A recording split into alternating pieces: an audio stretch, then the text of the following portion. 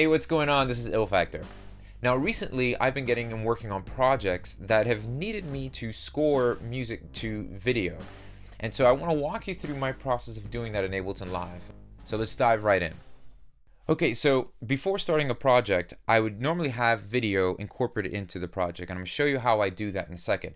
And I'd use this for two things. It helps spark some creative ideas and get the general mood of where I'm going to be going for the song, if I'm composing or if I'm producing a song for a specific video project.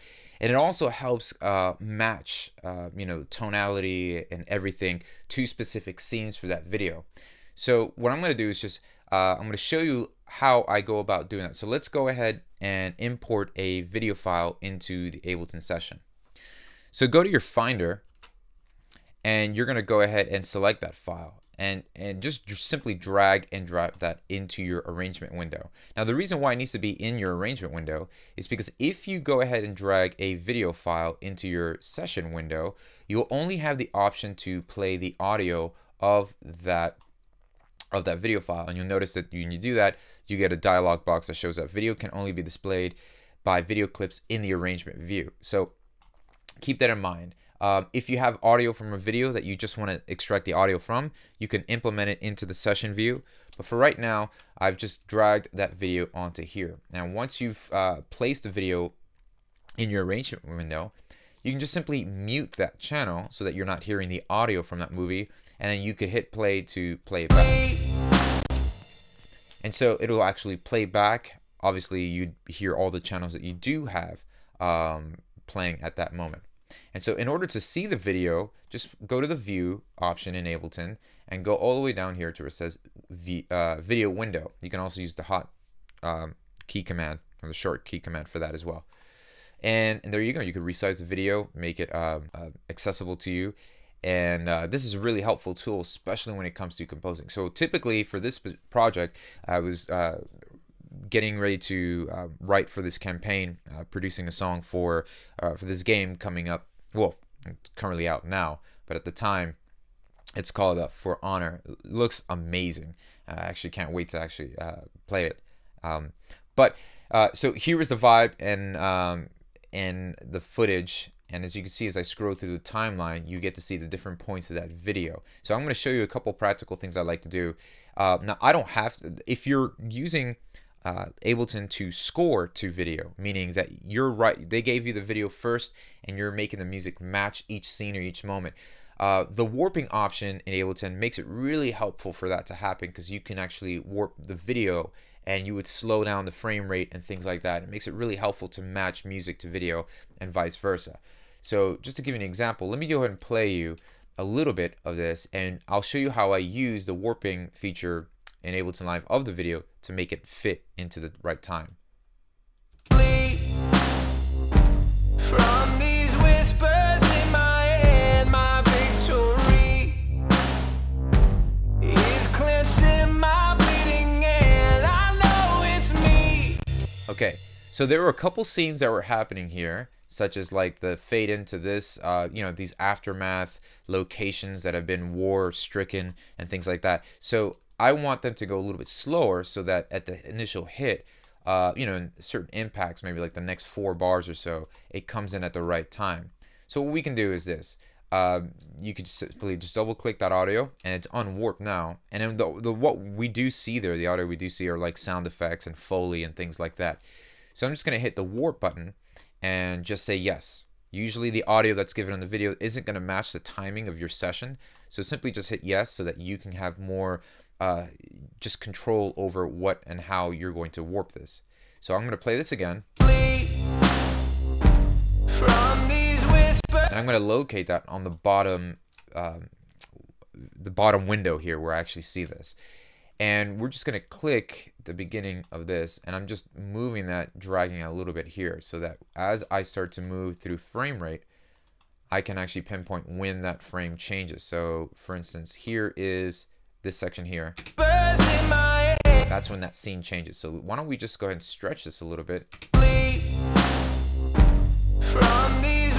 So I would like it, as you can see, it starts to come, but it's a little late. So I want it to end right here on this hit. So I'm going to go ahead and slice that. And we're gonna speed this up just a little bit. Let's see how that works. So that was a little bit too sudden. So we can go in here and just fine tune that by just warping the video. This also slows it down. You could speed it up. Now what we'll do is from these whispers in my head, my victory. So I want to get that nice gradual fade in there. Now this is just little details that you can do, and this is how you can use the warping option. And you know, you're literally kind of warping the video or the audio in the video to slow it down. But I kind of like to do that so that I can get the visual response, so I know that things are lining up, and it actually starts to help seamlessly put the video that I'm working on together. Now, sometimes when I'm working on projects, they're not requiring me to do this, but I like to do this just to kind of give it an overall feel. So while I'm working, it's inspiring me more as I'm watching this, and I'm watching it, you know, in sync and things like that. So let me give you another example of where I'm doing this. So right before I reach the chorus of this song, I kind of edited and spliced the scenes together in this video so that it would line up in sync with the song. I chose this section here and I just warped it so that the frame rate would actually slow down. So by the time the chorus hits, everything kind of falls into its place. There's a great scene where this character is jumping from a cliff. I can just go frame by frame. And I wanted to capture right when they hit the ground at the downbeat of that chorus. So let me play and show you what I'm talking about. I won't be free until my story's all broken in. Hey, hey, something's going on these days. There's the coming out swinging these blades, trying to prove it's for honor. Hey, hey, something's going on these days. Now this was a fun song to produce and write for this video, and those are one of the benefits of having video in your workflow, in your work format. A while back, what I started doing was I started importing videos, and I wanted to get better at scoring and just writing music for moods and getting the mood really to come through the music. And I thought, what a greater way than to actually have a visual element that can inspire that, and then in return have me trigger that right back into the music that I'm creating. So I started incorporating videos into my work sessions, and just having them in my projects. And every now and then I'll just open up the video and just pretend as if I was the one scoring that video. And that became really beneficial for me to actually get the mindset of knowing how to actually create music that illustrates the mood for that particular scene.